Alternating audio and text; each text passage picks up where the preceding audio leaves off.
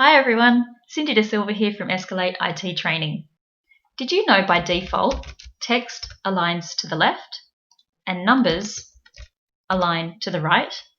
So if you've ever imported data, you may have noticed that numbers aligned to the left, and that's one indication that the numbers have been imported as text. Another indication is by clicking on one of those cells and seeing that the tag tells you the number is stored as text. So what can you do about it? Well, you could select the range, click the tag, and choose Convert to Number, but for some weird reason that doesn't always work. So an alternative is to select the range, go up to your Data ribbon, Text to Columns,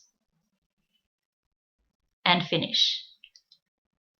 From there, go up to your Home ribbon. In the drop-down menu, choose Number, and if you want, you can reduce the decimal places so it looks just like the original numbers, but right aligned as they should be. This is Micro Mondays. I'll see you next week.